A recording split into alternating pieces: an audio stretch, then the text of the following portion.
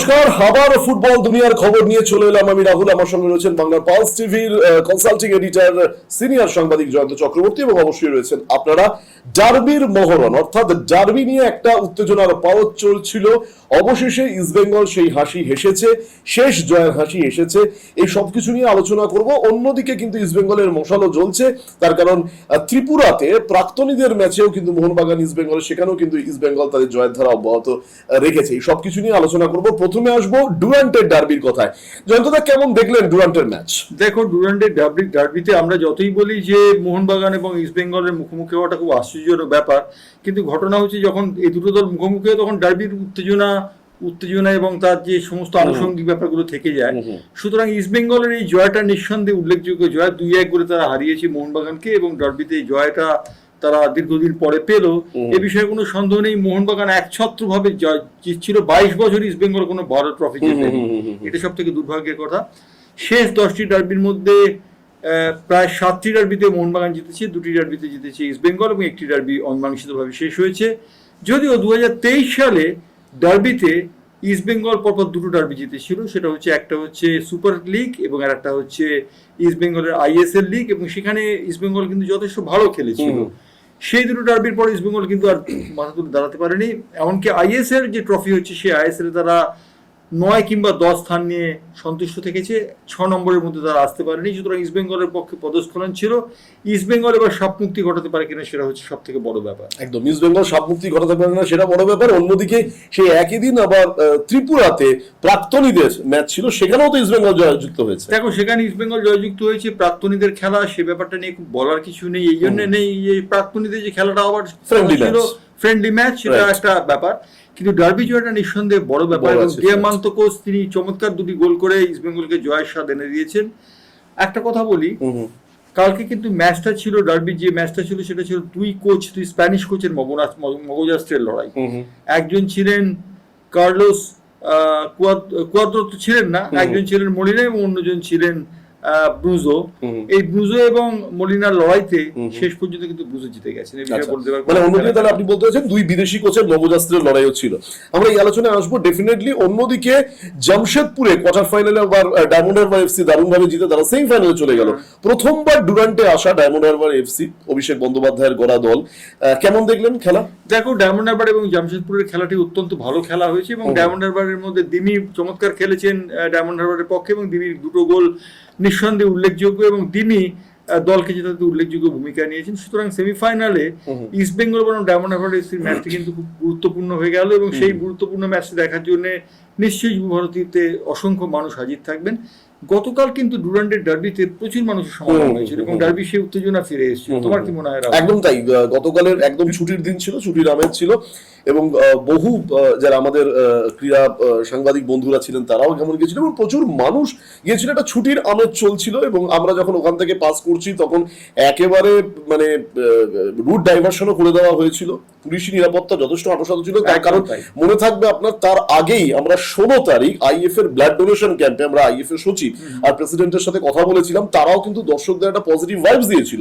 তারা পরিষ্কার বলেছিল ডার্বির উত্তেজনা, ডার্বির ম্যাচের যে আগুন সেটা ফুটবলের মাঠে থাকুক, অর্থাৎ পায়ে পায়ে আগুন থাকুক, কিন্তু মাঠের বাইরে কোন রকম মাঠের বাইরে সেই জিনিসটা আসেনি। যদিও জেসন কামিন্স মোহনবাগানের অধিনায়ক, তিনি কিন্তু একটা অঙ্গভঙ্গি করেছেন যেটা এখন অসভ্য আচরণ বেঙ্গলের সমর্থকদের প্রতি, খেলোয়াড়দের প্রতি অশোভন আচরণ। এটা কোনো মতেই মানা যায় না। জেসন কামিন্সের মতো একজন বিশ্বকাপের পক্ষে এটা খুব গঠিত কাজ হয়ে গেছে, সে বিষয়ে বলতে পারার কোনো অপেক্ষা রাখে না। তবে একটা কথা বলবো যে মগজাস্ত্রের জন্য অস্কার ব্রুজো কিন্তু হার মানিয়ে দিয়েছেন মলিনাকে, কারণ তিনি যেভাবে খেলেছেন তার হামিদের মাঠ থেকে চলে যাওয়াটা ব্লেসিং ইন ডিসগাইজ হয়ে গিয়েছে। কারণ যে গোলটি করেছেন, যে 2টি গোল করেছেন পেনাল্টি থেকে দিমিত্র গার্সি এবং যে গোলটি করলেন বিশাল কায়েত কিন্তু ঠিক মতো বলের দিকে ঝাঁপিয়েছিলেন, কিন্তু তার নাগালে দিয়ে বলটি চলে গেল এবং দিমির কিন্তু পেনাল্টিতে গোল করার দক্ষতা রয়েছে। সুতরাং দিমি একটি গোল করেছেন, দ্বিতীয়ার্ধে দিমি আরেকটি গোল করেছেন, অনিরুদ্ধ থাপা একটি গোল শোধ করে 10 মিনিট মোহনবাগান খেলেছে। মোহনবাগানের খেলা 10 মিনিট, 10 মিনিট। বাকিটা ইস্ট বেঙ্গল। মানে বাদ বাকি 80 মিনিট পুরো ইস্ট বেঙ্গলই খেলেছে।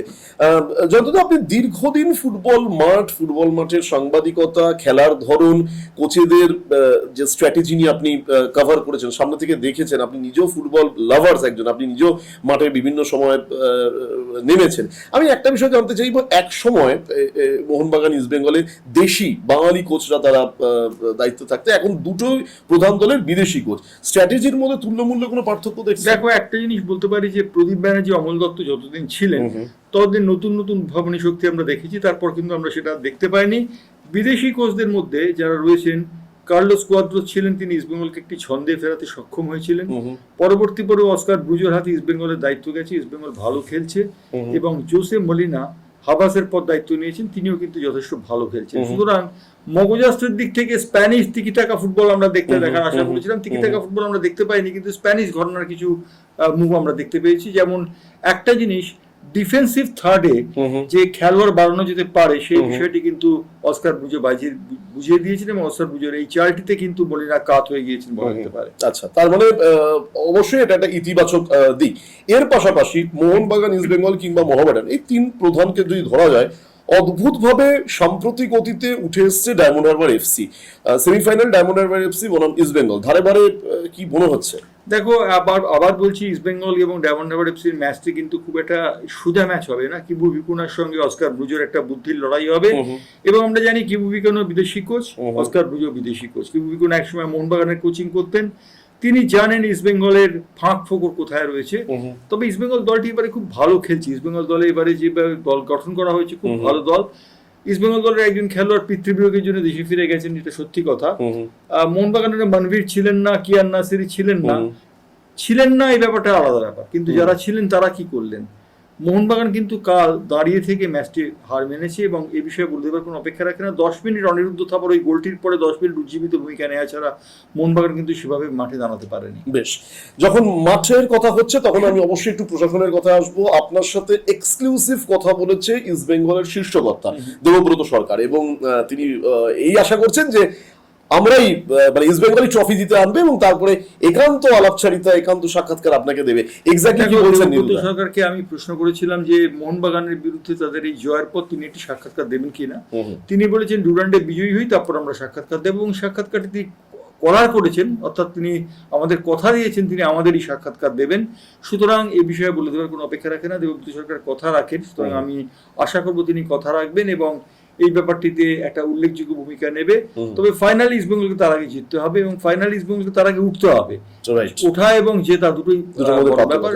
শিলং লাজং এবং নর্থ ইস্ট ফ্রন্টিয়ারের খেলা হবে, এবং তারপর বিজয়ী নির্ধারিত হবে। ইস্ট বেঙ্গল উঠুক বা ডায়মন্ড হারবার এফসি উঠুক, তাদের পক্ষে সহজ কাজ হবে না। যতটা আপনি দীর্ঘদিন এই দুই ক্লাব কেন, আমি সব ক্লাবেরই, আমি দুই ক্লাব যদি আলোচনায় আসি, মোহনবাগান ইস্ট বেঙ্গল, দুই ক্লাবেরই প্রশাসনকে খুব কাছ থেকে দেখেছেন, এবং খেলার জগতের সাংবাদিকতার সূত্রে দুই প্রশাসকদেরকেও আপনি খুব দেখেছেন। তাদের রিসেন্টলি মোহনবাগান ক্লাবের প্রশাসনে খানিকটা অদল বদল হয়েছে, একই সঙ্গে সৃঞ্জয় বসু এবং দেবাশিস দত্ত হাতে হাত মিলিয়ে কাজ করবার পর এখন কিন্তু রিসেন্টলি মোহনবাগানের যে মাঠ পারফরমেন্স কিছু এফেক্ট হচ্ছে। দেখো, একটা জিনিস বলতে পারি, মোহনবাগানের যে একটা সময় ছিল ইস্ট বেঙ্গল মাঠে নামলেই মোহনবাগান খানিকটা কুঁকড়ে যেত, সেই বিষয়টি দূর হয়ে যায় টুটু বসুর আমল থেকে। আচ্ছা, টুটু বসু প্রথম মোহনবাগানের কর্মকর্তা, যিনি মোহনবাগানীদের আত্মপ্রত্যয় দেন, আত্মবিশ্বাস দেন, এবং মোহনবাগানে তারা খেলার একটা নতুন নজির গড়েন। এবং তিনি একটা সময় আমার মনে আছে মোহনবাগান ইস্ট বেঙ্গলের একটি ম্যাচে তিনি একটি আলটপকা মন্তব্য করেছিলেন বাঙালদের নিয়ে। আচ্ছা, তারপর আমি যখন যে সংবাদপত্রে কাজ করতাম সেই সংবাদপত্রে একটু বসে ছিলেন সেখানকার স্বত্বাধিকারী। রাতের বেলা স্পোর্টস এডিটর আমি ছিলাম। রাতের বেলা হঠাৎ ফোন করে বলছেন, আমার শাশুড়ি আমার বাড়িতে ঢুকতে দিচ্ছে না, শিগগিরি এটা কিছু কর। কি আর করা যায়, বক্স আইটেম করে আমরা দিলাম। টুটু বসু বাঙালির আবেগ জবাবার জন্য এই কথাটা বলেছেন। তিনি বলেছেন বারবার যে মোহনবাগান ইস্ট বেঙ্গল মাঠের আবেগ বাড়িয়ে দেওয়ার জন্য আমি কথাগুলো বলতাম, এর পিছনে অন্য কোনো কথা নেই। তবে একটা কথা বলতে পারি, ইস্ট বেঙ্গলের কর্মকর্তাদের মধ্যে যেমন একটা টুটু বসুর প্রতি অনীহা ছিল, আবার টুটু বসুর প্রতি ভক্তিও ছিল। আমি দেখেছি দীপক দাস এবং টুটু বসুকে একা সঙ্গে আলোচনা করতে, দল ভালো করতে না পারলে ইস্ট বেঙ্গল এবং মোহনবাগান যে পরস্পরের পরিপূরক, এই কথাটা কিন্তু তারা দুজন চিন্তা ভাবনা করেছিলেন। সুতরাং আমি বলবো না যে টুটু বসু জাতীয় পশু বলে ইস্টবেঙ্গলের কর্মকর্তারা যতই বেশি ব্যঙ্গ করুন, আদতে বড় কর্মকর্তাদের মধ্যে কিন্তু শীর্ষ কর্মকর্তাদের মধ্যে একটা সম্পর্ক থাকে এবং সেই সম্পর্কটা বজায় থাকে এবং সেই সম্পর্কটা এখনো আছে।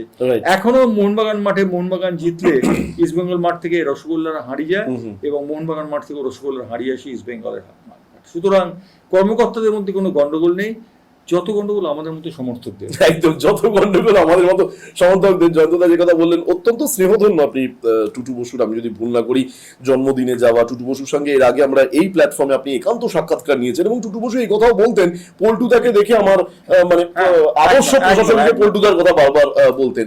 সময় বদলেছে, সমর্থকদের মধ্যে এই যে আপনি বললেন বেশ কিছু এখন যেটা কালকেরই যে অভব্য আচরণ হয়েছে, যাই হোক সমর্থকদের মধ্যেও হয়তো কোথাও ভাবগতি, তাদের মুখের ল্যাঙ্গুয়েজ চেঞ্জ হয়ে গেছে।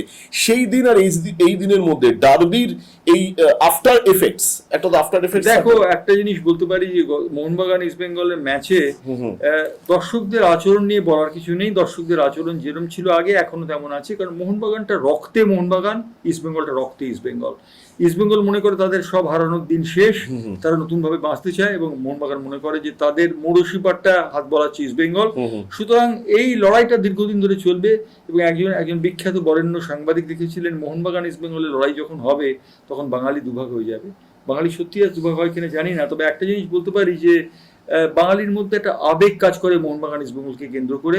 মোহনবাগান এবং ইস্ট বেঙ্গল এই নামটি উচ্চারিত হলে বাঙালি আজও আবেগে জর্জরিত হয়। একদম, মোহনবাগান এবং ইস্ট বেঙ্গল নামটি কেন্দ্র করে, এবং কি অদ্ভুত ব্যাপার, দুজনের ফাউন্ডেশন দিয়েও একেবারে পিঠোপিঠি, 29শে জুলাই এবং 1 আগস্ট একদম চলে গেছে, আমরা ছিলাম সেদিন। যাই হোক, আমরা অবশ্যই ডার্বি নিয়ে আলোচনা করছি এবং ডার্বি নিয়ে কথা বলতে গিয়ে দুটো প্রধান দলের খানিকটা অতীত বর্তমান এই সবগুলো চলে আসে, এইগুলো খুবই প্রাসঙ্গিক। কিন্তু সব থেকে বড় বিষয় এবারের যে আমাদের আলোচনাটা ছিল যে অতি দ্রুত ডার্বির উত্তেজনা, বা ডার্বির তো একটা ফায়দা থাকে যে সংগঠক, ডার্বির যারা সংগঠক তারা করিয়ে দিয়ে কতটা ভুল করলেন কি ঠিক করলেন, কিন্তু আক্ষরিক অর্থে দেখা গেছে ম্যাচ একেবারে মাঠ পরিপূর্ণ দর্শক ছিল, দর্শক যারা ছিলেন তাদের মধ্যে অনলাইনের টিকিট এবং অফলাইনের টিকিট খুব অল্প সময়ের মধ্যে নিঃশেষ হয়ে গেছিল। সুতরাং মোহনবাগানের খাঁটি দর্শক যারা মাঠে রেগুলার যান তারা কতজন টিকিট পেয়েছেন বা কতজন ইস্ট বেঙ্গলের সমর্থক টিকিট পেয়েছেন সে সম্পর্কে আমার অন্ততপক্ষে সন্দেহ রয়েছে। মাঠে প্রচুর লোক হয়েছিল, বিষয়ে কোনো বলতে পারে অপেক্ষা রাখে না, এবং খেলাটিকে কেন্দ্র করে উন্মাদনার সৃষ্টি হয়েছিল সে কথাও বলতে পারে অপেক্ষা রাখে না। তবে একটা কথা বলতেই হয় যে ডুরান্ডে কোয়ার্টার ফাইনালে দুটো শীর্ষ দলকে এই ডার্বিতে খেলিয়ে খুব একটা ভালো কাজ হয়নি, কারণ বিশ্ব ফুটবলের সমস্ত নিয়ম নীতিকে অস্বীকার করেছে ডুরান্ড কর্তৃপক্ষ, এই বিষয়ে কোনো সন্দেহ নেই। কিন্তু সব শেষে উত্তেজনার জয়, ডার্বির জয়। আমরা এটা নিয়ে আলোচনা করেছিলাম। আমি একটু ধারাভাষ্যর জায়গায় আসবো। আপনি দীর্ঘদিন ধারাভাষ্য জগতে ছিলেন এবং ছিলেন কেন এখনো আছেন। বর্তমানে ধারাভাষ্যের দিক থেকে ধারাভাষ্য তো আমরা একদম মানে একটা ফুটবল মাঠের আমরা পুরো ছবিটা চোখ বুঝলে আমরা কল্পনা করতে পারি, এবং বর্তমানে ধারাভাষ্যের এই জায়গাটা কোন জায়গায় আছে? দেখো, ধারাভাষ্যকাররা বর্তমানে যে করছেন আমি তাদের কোনো মতেই খাটো করবো না, কারণ তারা যথেষ্ট ভালো করার চেষ্টা করছেন। তবে একটা কথা বলতে পারি, একটা বিষয় রয়েছে, সেটা হচ্ছে রেডিওতে একটা ম্যানুয়াল দেওয়া হতো আগে, সেটা হচ্ছে you are the listeners of, you are the ear and eye of listener, অর্থাৎ কান এবং চোখ। এই জিনিসটা বোধহয় ভুলে যাচ্ছে মানুষ। আমার মনে হয় এই জিনিসটা থাকা দরকার, কারণ মাঠের অনুষঙ্গটা বলা দরকার, মাঠের পরিবেশটা বলা দরকার, এবং খেলোয়াড়দের প্রত্যেকের বৈশিষ্ট্য আলাদা আলাদাভাবে জেনে সেগুলো বলা দরকার, নইলে কিন্তু দর্শকরা রিলেট করতে পারবেন না রিলের সাথে। ঠিক কথা, একদম ঠিক কথা। তার কারণ যারা আমরা পরবর্তীকালে সাংবাদিক জগতে এসেছি, কিন্তু জয়ন্ত চক্রবর্তীর মতো প্রবাদ প্রতিম ব্যক্তিত্বদের গলা শুনে কিংবা তাদের সাংবাদিকতার পাঠ নিয়ে আসা, তখন কিন্তু বারবার এই কথাগুলো চলে আসতো, ধারাভাষ্য এবং একেবারে শব্দ চয়ন, এইটাও শব্দ চয়নও মনে হয় খুব একদম তাই। যেমন ধরো দিয়ামান্ত ঘোষ কালকে হাফ টানে একটা গোল করেছেন, হাফ টানে তিনি যখন দ্বিতীয় গোলটি করেন সেটা কিন্তু হাফ টান ছিল। এইটা যদি একজন ধারাভাষ্যকার বুঝতে না পারেন তাহলে দুর্ভাগ্য। হাফ টার্ন করে দিয়ামান্ত করে শটটি নিলেন এবং সেই শটটিতে গোল হলো, অসাধারণ একটা ভূমিকা। বিশাল কায় যে পেনাল্টি শটের সময় ঠিক জায়গায় গিয়েছিলেন সেটাও কিন্তু বড় ব্যাপার। এই দুটো গোল কিন্তু ভাগ্য গড়ে দিল, এবং এই বিষয়ে বলতে পারার কোনো অপেক্ষা রাখে না। বিশাল কায়তের আমি দোষ দেবো না, কিন্তু মোহনবাগান ডিফেন্সের খানিকটা দোষ আমি অস্বীকার করব না। এক্ষেত্রে অস্কার ব্রুজের যে একটা বাড়তি আক্রমণভাবে খেলোয়াড় নিয়ে আসার প্রবণতা, এটা কিন্তু কাজে দিয়েছে, এবং এই বিষয়ে পূর্ণ অবস্থানে দিয়ামান্ত ঘোষ দুটো গোল করেছেন। অনিরুদ্ধ থাপা নিজের চেষ্টায়, একক চেষ্টায় একটি গোল শোধ দিয়েছেন, কিন্তু শেষ 10 মিনিট মোহনবাগান যদি ঠিকমতো খেলতে পারতো না, তাহলে মোহনবাগান কিন্তু ওই 10 মিনিটই খেলেছে, তার বাইরে মোহনবাগান খেলতে পারেনি। আমরা জয়ন্তদার সাথে কথা বলতে বলতে আমরা স্বাভাবিকভাবেই একটু ধারাভাষ্য, ফুটবল মাঠের পজিশন, এই সব কিছু নিয়ে কিন্তু আলাপচারিতায় চলে আসলো। কারণ ফুটবল এবং বিশেষ করে ডার্বি নিয়ে আলোচনা হবে, আর প্রশাসকদের আগের ছবি বর্তমান অবস্থা এটা নিয়ে আলোচনা হবে না তা তো হয় না। এবং আপনাদের জানিয়ে রাখতে চাইবো যে এই অনুষ্ঠান যখন আপনারা দেখছেন হয়তো আরো খানিকটা সময় চলে গেছে, কিন্তু তার আগে আজ সকালই এক্সক্লুসিভ ইস্ট বেঙ্গলের শীর্ষকর্তা নিতু সরকার ওরফে দেবব্রত সরকারের সাথে জয়ন্ত চক্রবর্তীর আলাপচারিতা কথা হয়েছে, এবং তিনি আমাদের এই আশ্বাস দিয়েছেন চ্যাম্পিয়ন হয়ে ফিরবো, এবং চ্যাম্পিয়ন হয়ে ফেরার পর প্রথম এক্সক্লুসিভ প্রতিক্রিয়া বা 1-to-1 সাক্ষাৎকার আমাদেরকে দেবেন। আমরা সেই অপেক্ষায় থাকবো। এবং সব থেকে বড় কথা, দিয়ামান্ত কুসি যে দ্বিতীয় গোলটা, আমি প্রথম গোলটার থেকে দ্বিতীয় গোলটাকে বেশি গুরুত্ব দেবো। ধারাবাহিক ভাষায় যদি বলতে হয় তাহলে বলতে হয় দিয়ামান্ত কোচ বল পেয়ে তিনি ডিফেন্স ছিঁড়ে চলে গেছেন, হাফ টার্ন নিয়ে শট এবং গোল। বিশাল কায়েতকে পরাস্ত করে দিয়ামান্ত কোচ গোল করলেন, এবং সেই গোলে ইস্ট বেঙ্গল 2-1 গোলে এগিয়ে গেল মোহনবাগানের থেকে। এই মুহূর্তে অনিরুদ্ধ থাপা একটি গোল শোধ দেবেন মনে হচ্ছে। অনিরুদ্ধ থাপা ড্রাইভ করেছেন এবং সঙ্গে সঙ্গে ড্রাইভে গোল, এবং সেই গোলটিতে 2-1 হলো ফলাফল। 2-0 ছিল, তা 2-1 হয়ে গেল। যদিও মোহনবাগান তাদের ছন্দে ফিরতে পারেনি এবং শেষ পর্যন্ত ফিরতে পারলেও না। একদম তাই, মানে আমরা এখান থেকে যেন মনে হচ্ছে লাইভ ছবিটা আমরা দেখছিলাম। যত একটা বিষয় আপনার কাছে না জিজ্ঞেস করলে না, প্রচুর মানে আপনার শুভাকাঙ্ক্ষী বা আমরাও কখনো চায়ের টেবিলে যখন আড্ডায় বসেছি আপনাকেও শুনতে হচ্ছে আপনার এই গোল শব্দের পেছনে, গোলটা এত টানা বলার পেছনে জয়ন্ত চক্রবর্তীর নামটা মনে হয় সবার লেখা আছে। এর রহস্যটা কি এতটা টানা বলার? রহস্যটা একটাই, সেটা হচ্ছে আমি আমার ধারা বিবরণী জগতে প্রথম যে ধারা বিবরণীটি দিয়েছিলাম ইস্ট বেঙ্গল এবং মোহনবাগানের ম্যাচে, সেটা কিন্তু চতুর্থ ধারা বিবরণী ছিল আমার। 4 চতুর্থ ধারা বিবরণী মোহনবাগান ইস্ট বেঙ্গলের ম্যাচ পাওয়াটা খুব অদ্ভুত ব্যাপার, কারণ সচরাচর মোহনবাগান ইস্ট বেঙ্গলের ম্যাচ পেতে একজন ধারাভাষ্যকারের অন্ততপক্ষে একটা মরশুম পুরো চলে যায়। সেক্ষেত্রে চতুর্থবার আমি পেয়ে গেলাম, কারণ অজয় বসু এবং পুষ্পেন সরকার তাদের ক্লোজ বুকিং হয়ে গেছিল। তার আগেই পেলের ম্যাচটা ছিল, পেলের ম্যাচে তারা ক্লোজ বুকিং করেছিলেন। শ্যাম থাপা একটি গোল করেছিলেন, সেখানে ছটফট করতে করতে তিনি বলটিকে নিয়ে ঢুকে গিয়ে তিনি শট করেছিলেন। আমি ভেবেছিলাম ইডেনে বোধহয় আমার গলার স্বর লোকে শুনতে পাচ্ছে, আমি প্রচন্ড চিৎকার করেছিলাম গোল। সেই থেকেই আমার গোল বলার গেছে, এবং সেটা বলার জন্য আজও খানিকটা আমাকে যে বিদ্যুৎ শুনতে হয় না তা নয়, গোল। এবং আমি আপনার কাছে জানিয়ে রাখতে চাইবো, আমরা 16 তারিখ যখন আমরা ছিলাম ক্ষুদিরাম অনুশীলন কেন্দ্রে, রাজ্যের পুর এবং নগর উন্নয়ন মন্ত্রী তিনি কিন্তু বলেছেন এবং জয়ন্ত চক্রবর্তীকে একেবারে কাছে নিয়ে বললেন যে আমি মন্ত্রী পরে মহানাগরিক পরে সবার আগে আমি ইস্ট বেঙ্গল সমর্থক। একদম তাই, এবং ববি ইস্ট বেঙ্গলের সমর্থক সে বিষয়ে বলে দেওয়ার কোনো অপেক্ষা রাখে না। ববি নিজেও সেটা স্বীকার করেছেন, এবং মন্ত্রী হন বা শান্ত্রী হন সকলেই মোহনবাগান কিংবা ইস্ট বেঙ্গলের সাপোর্টার। এবং কবিতাও বলেছে আমাদের একটা এক্সক্লুসিভ ইস্ট বেঙ্গলের সাপোর্টার। এবং সুজিত বসু তিনি কালকে মাঠে ছিলেন, অরূপ বিশ্বাস মাঠে ছিলেন। অরূপ বিশ্বাস তো একটা সময় মোহনবাগান মাঠের বল কুড়িয়ে আনতেন র্যাম্পার্ট থেকে। সুতরাং অরূপ বিশ্বাস আজকে ক্রীড়ামন্ত্রী হয়েছেন, কিন্তু তিনি আদ্যন্ত মোহনবাগানই।